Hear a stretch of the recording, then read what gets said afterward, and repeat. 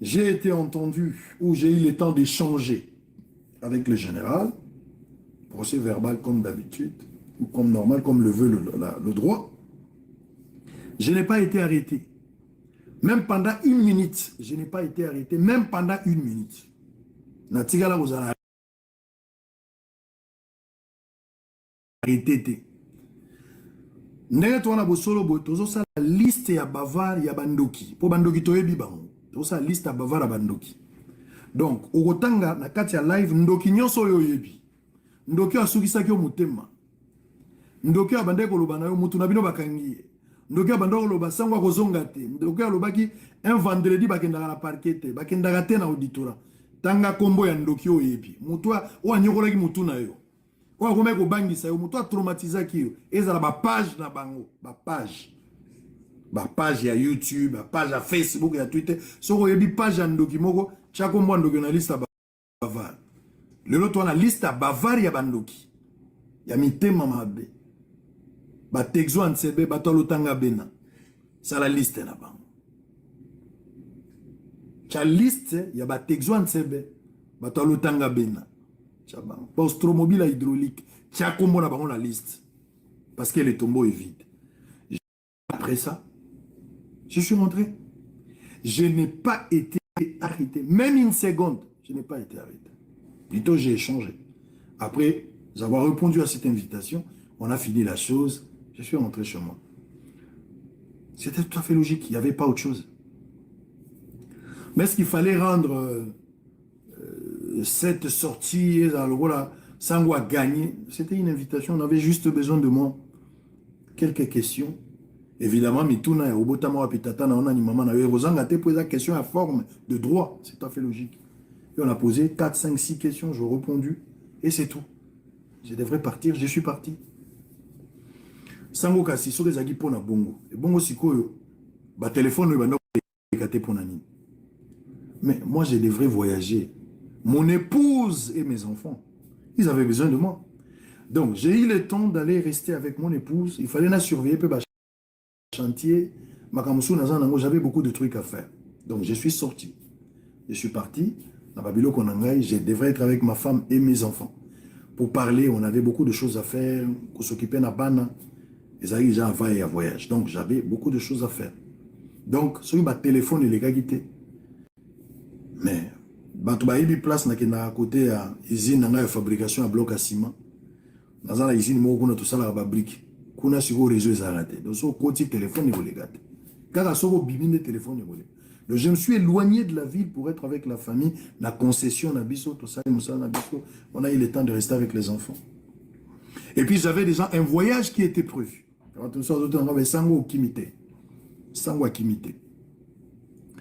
Je suis étudiant dans le collège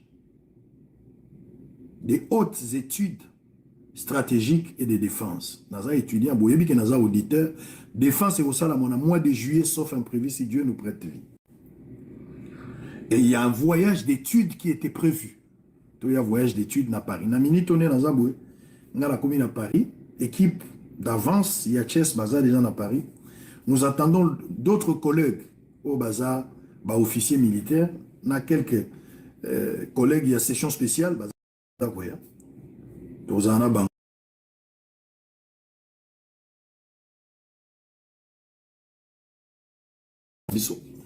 donc, ma mari tabo la peine à pesi mbote ba na classe na biso bangwana. Mais Chibango moi la classe na biso na pesi pe mbote place azali. Kaité, je te salue. Tengelito, qui était ministre dans la ville, moi la classe na biso, na pesi ba na classe na biso mbote. Donc du coup, une forte délégation, il y a auditeur, baza à Paris. Nous avons des programmes, on va visiter la base militaire. Il y a France, nous allons visiter la Belgique, et puis ils ont prévu de Okendepé na autant. Pour la base militaire, il y a autant. Donc, tu es pour un voyage d'études. Voyage, oh, d'abord, Tina Nangwezali, c'est un voyage d'études. C'était déjà prévu. Sango devrait se déplacer pour un voyage d'études.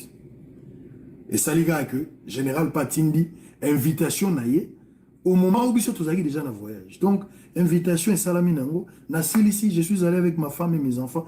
Et j'ai fini. Et puis après, je suis allé à l'aéroport. Nabimi par la voie normale, je suis allé à l'aéroport de Njili. J'avais un billet normal. Nabimi nangai, je voyage. Sur un business au côté Moutasuka, comme d'habitude. Avion ici, il va passer. Il y a, je pense, 1A. Il y a 2A. Donc, Sango a eu voyage d'études. Il y a sa voisin. Il y a sa texoan sebe. Il y a sa désœuvré wana. Il y a sa yuma wana. Ouais, à côté de monogote, Sango na bino. Ce que tu as la topeksa qui était. Sango a été voyage. Colonie de vacances. Il y a la colonie de voyage d'études. J'en profite aussi parce que directeur, il y a mémoire nangai. À ça, on a UNESCO. Il n'est pas au Congo. Donc, je suis obligé, vu que Défense et aux Alakanaming de venir travailler avec lui pour gagner en termes d'attente. Donc, naïe avant, 4 à 5 jours pour travailler avec lui, le temps que ma collègue va comme les 5, les 6, pour ma visite na biso, parce que c'est un voyage d'études où travailler, na compte à auditeur. Ça, ce n'est pas un journaliste qui s'est déplacé, c'est un auditeur qui s'est déplacé dans le cadre de Moussala et à classe Oazotang. C'est ce que vous devez maîtriser. Ce n'est pas un juriste qui s'est déplacé. Ce n'est pas un journaliste qui s'est déplacé. Ce n'est pas un biologiste médical qui s'est déplacé, mais c'est plutôt un auditeur. Bien que nous faisons dans notre monde. À un certain moment, tu agis comme un biologiste. À un moment donné, tu agis comme un journaliste. Pour le même fait, tu peux agir maintenant comme un juriste. Et puis enfin, aux asco stratège. Donc, à te déplacer quand on a boulot pour la stratégie. Donc, je vais préparer une mémoire nangai. Je vais défendre ça au mois de juillet. Mais aussi, le voyage d'études avec tous les collègues au Bazako. Il y a des officiers militaires. Et puis, dans la session spéciale, civile, dans la policier. Vous allez voir des images TV radio. Mesdames et messieurs. On est après ma partie. Sango, dans la funda qui est en auditoire. On avait besoin d'une information. Pasteur Marcelo, Marcelo a fondé Marcelo a fondé ngaïté, famille n'a pas fondé pengaïté ni famille à moi sinaï. Makambo nyonso na lobaki pour na enquête ya Pasteur Marcelo na la regretté maman Blanche que son âme repose en paix. Na kolongola eloko te, o na lobaki kaka yango na etikali, o bataki nga tozonga asimate, kaka na lobaki yango wana.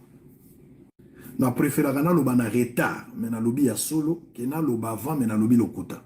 J'ai eu 6 à 7, 8 mois pour étudier, na sali recherche en tant que journaliste, na croiser ma source le rôle de journaliste.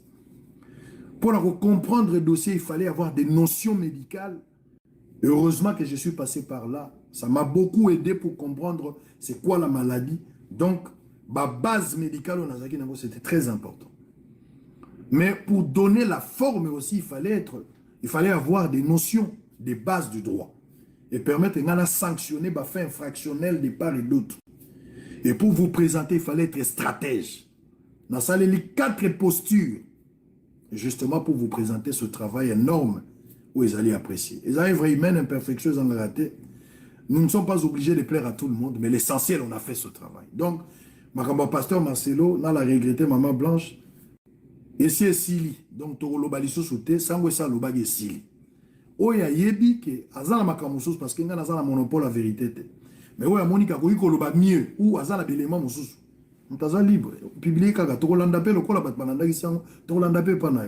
Mais ngai sango na kolobaliso te sina lobby et si Sili. Sango loba mbala moko pe apambola mbala moko. Amodisa ka pe ka mbala moko. Donc makambwana estosicien. Le pasteur Marcelo n'a pas porté plainte, la famille de maman Blanche n'a pas porté plainte. Je pense que à ce stade-là, pour un dossier, on a fermé parenthèse. Tout voyage normal. Je vais en profiter aussi pour me reposer un tout petit peu. Nassali Moussala, presque 6 mois depuis le mois de janvier, n'a pas mis à noter. C'est très important. Moi, mon pépé, moi, ndambo. Et puis, vous voyez, il y a autre chose, Nintendo, il y a PlayStation, il y a moi, Sika. Les PlayStation 5. Moi, tout cas, Sika, il faut bilamba Sika.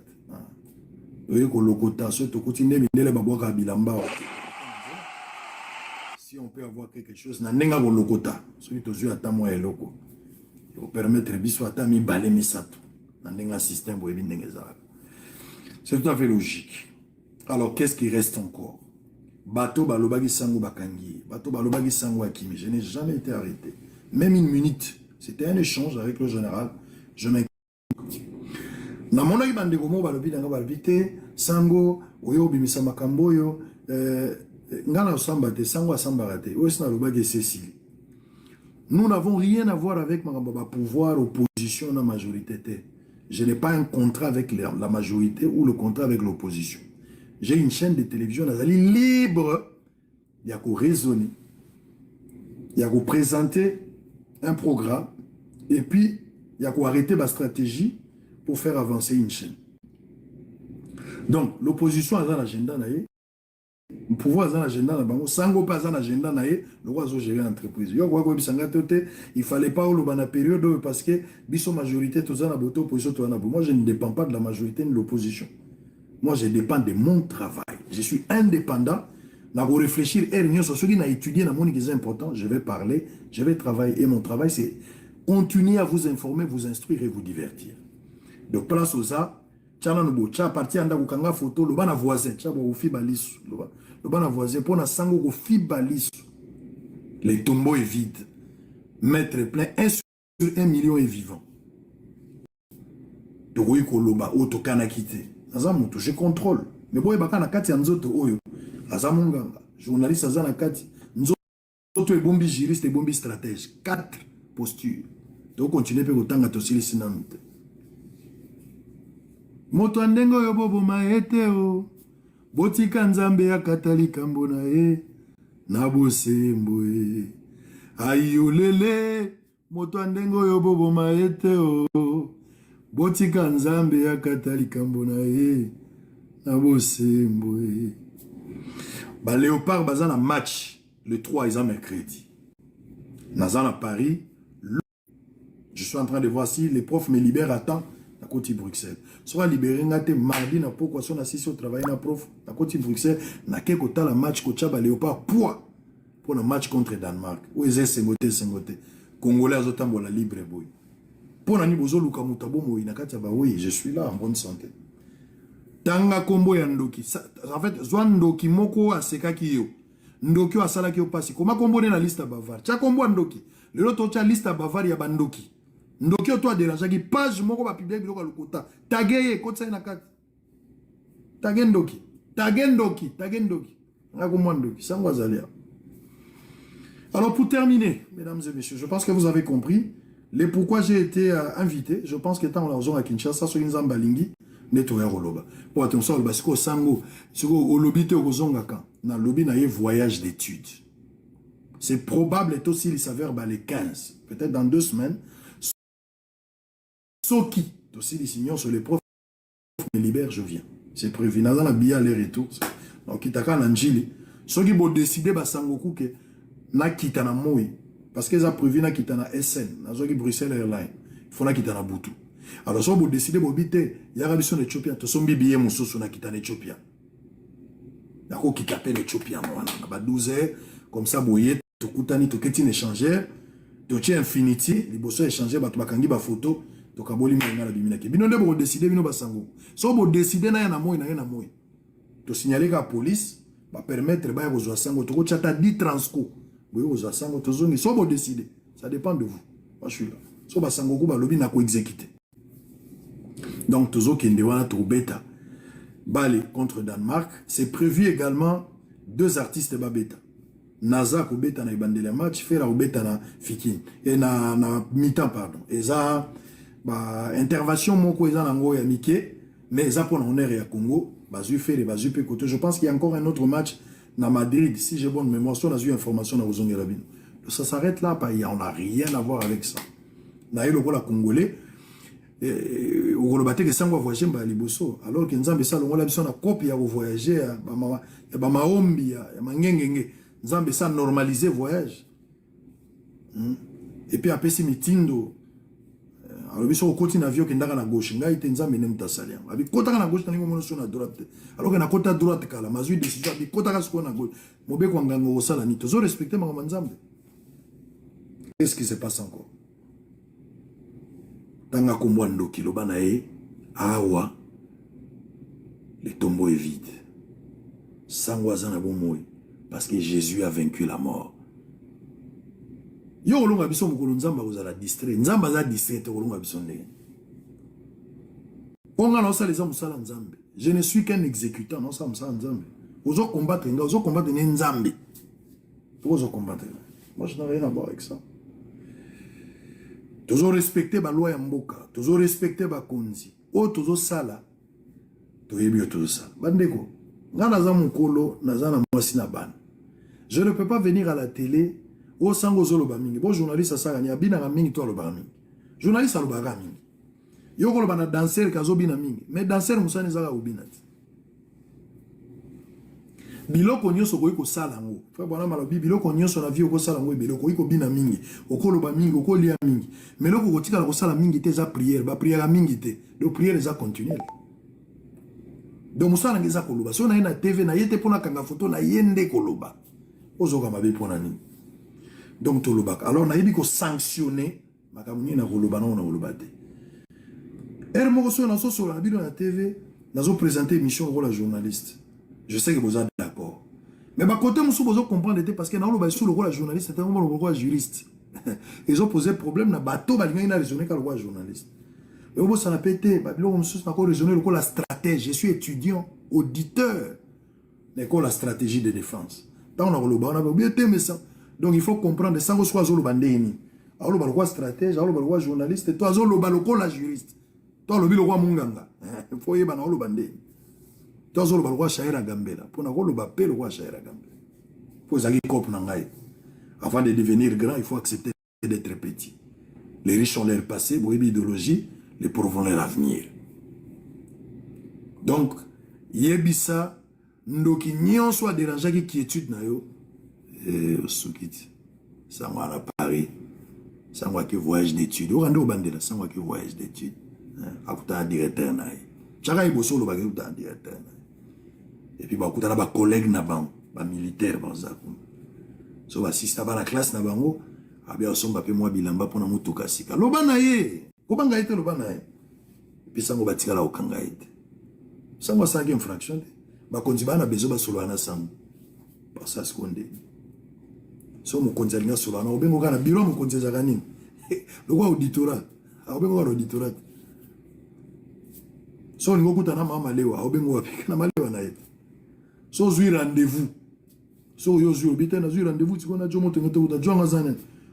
O jonga za financier okuta na biro na. O ngo kuta na position okuta na biro na. Donc na kendaki parce que j'ai été invité. On a parlé, ça s'arrête là. Pas de polémique, les pasteurs Marcelin ni la famille de Maman Blanche n'ont rien à voir avec cette interpellation. On avait besoin de quelques informations. Si vous tenez à ce que vous ayez plus d'éléments par rapport à ça, pour des raisons. Donc, bobo mabino moko, musala bobandagi, iyo moko na ngena mona na raison de batbazoleka, sango limbisanga, na ozongela lisute, sango na kosaki, bokende kuna, il y a un enfer à éviter. Il y a un ciel à gagner. Yep sabango, il y a un enfer à éviter, un ciel à gagner. Bokende web sabango kuna. Le suprême est là. Je vous reviens dans 2 semaines. Alors, dernier point. Bandatongo bomoni na komi na page nangai sur Nicolas. Oui. Mesdames et messieurs, fidèles téléspectateurs, chers Sangoku. Nalingaki naloba ona motema nanga mobimba. Na regretté Nicolas. Nazo regretté Nicolas. Nicolas. Nazo regretté yo. Je regrette Nicolas parce que soki azalaki. Moi si na ena bana na ye. Balinga bakoma na passion baza boyete. Soki azalaki mwasi na bana na ye, balinga banyo kwa matin, ba déguerpir mwasi na ye. Ba déguerpir bana, ba bengani bana na classe. Nyonso wana ponde ko ngai Nicolas Chimbolo akufi. Toyebaki te ke Nicolas Chimbolo akufaki. C'est un cousin. Toyebaki te ka akufaki. Nicolas Chimbolo tokoli na bango. Mais un cousin qui s'est déplacé à un moment donné, à Kendaka côté à Bangola, Nzogesa Zongaka, à une période avec Obimake côté Bazambi. C'est vraiment un frère, Nicolas Chimbolo. Nzoka Kufa Kuna, Bisope Toyebite, Mutumoga Zoa téléphone nae, Akoma go solo là. na mwasi na ye croyant apesi mwasi ne ba rendez-vous mwasi fallait kuta voyager mais tant que tu es vérifier tu es koyeba ke Nicolas Chimbulu mon frère wana babumaka ye na zamba mwasi na ye na bana batikali na pasi des fois tango ozobima ozokende luka mbongo kanisa famille so okena mboka moko esimbi te zonga tala siko Nicolas okei Nicolas Chimbulu otiki mwasi na bana na nini nazolela yo ndeko na ngai que ton âme repose en paix pour ce qui Nicolas Chimbulu zalaka de mwasi na bana bakoka soni yote mais yo okei biso bandeko noto tikali nous allons nous occuper des enfants et de ta femme que ton âme repose en paix mon frère Nicolas Chimbulu na yo qui passe na ko continuer sur live te na kati live ulimbisa ngai nazolela ndeko na nga Nicolas Chimbulu. Maman Chemila, tu avais insisté, on a fait le live. Papi Mandeke, nganga wa sala match avant na sima poto.